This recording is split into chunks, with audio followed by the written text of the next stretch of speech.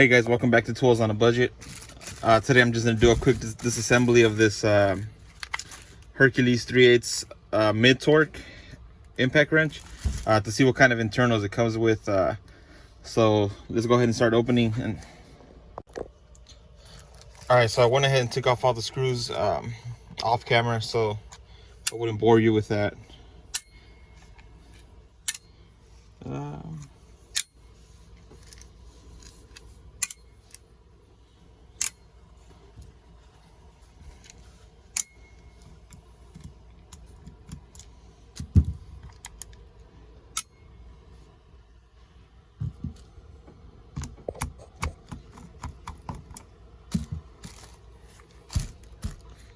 So it looks like it comes with 11 screws.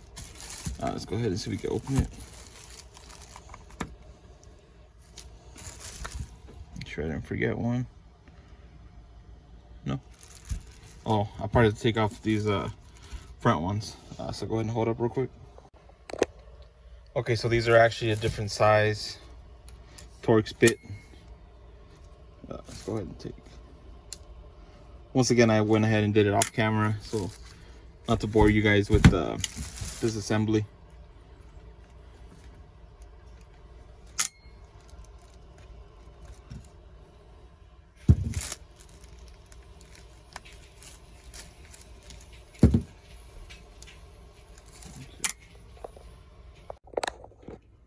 All right, so let's go ahead and open it. Let's see.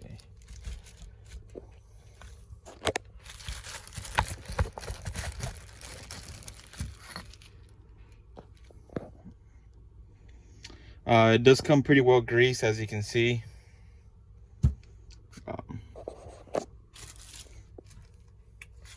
The hammer looks pretty beefy.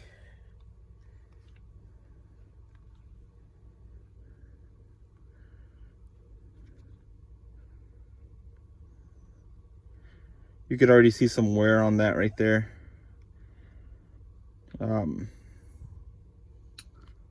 It looks like it's a machine part. I'm not too sure about it though. Okay, let me see if I can get this open. So that's actually quite funny. The motor reminds me a lot of the Milwaukee ones. They even went ahead and copied the color. Overall, it doesn't look too bad. I do like how the bearing for the motor is actually has a there's a spot in it in the actual molding to hold it. That reminds me a lot of the Milwaukees. Let's see what kind of switch this is.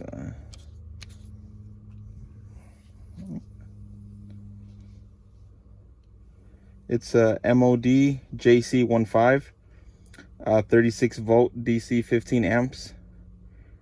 Jin Yuan. I never heard of this brand before, but I'm sure it'd be fine. These parts look like they were machined. Let's go ahead and take it a little bit more apart. So as you can see, the housing is made out of PA6 GF30, which I think means 30% glass fiber reinforced.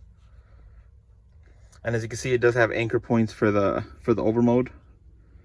It doesn't have too many, but I haven't had too much problems with the Hercules overmode falling off. I feel like it's actually pretty decent, considering I have a like 3-year impact driver that still has the molding stuck to it, so I'm pretty sure it'll be okay.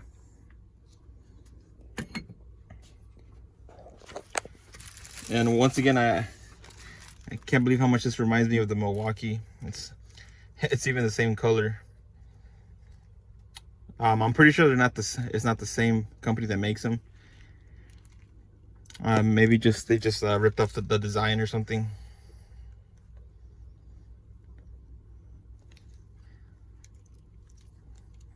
The actual leads for the power are actually pretty.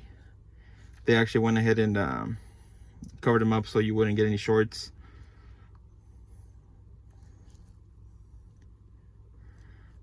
That solder point's not the best looking in the world, but I'm sure it does the job. As you can see, it is actually epoxied,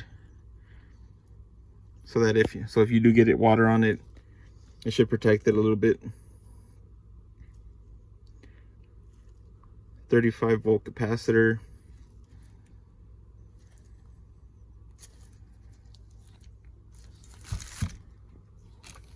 Here's the hammer. This is actually quite heavy.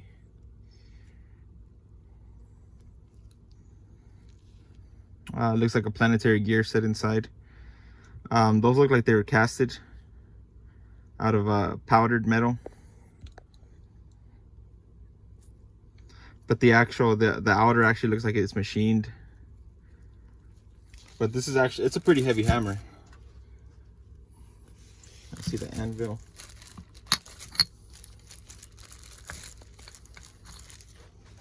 Here's the anvil.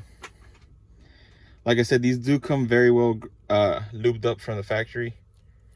I see a little bit of wear marks on here, but that's nothing too bad. You're gonna get wear marks on anything. Once again, I will let you guys know how these hold up after a while. Right there, it is kind of getting worn. I wouldn't say it's too bad, considering I was hammering on it pretty hard when I did the torque test.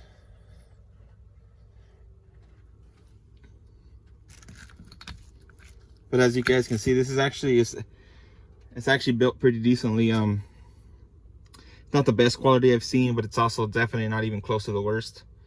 This is actually close to the reputable brands like DeWalt, Makita, Bosch, Milwaukee. So Hercules is definitely going in the right direction with this, and I wouldn't be surprised if they improve on it even more in the future. So I can't wait to see what more products that Hercules releases. So if you guys like these type of videos, let me know if you guys want to see disassembly of other impact wrenches and stuff.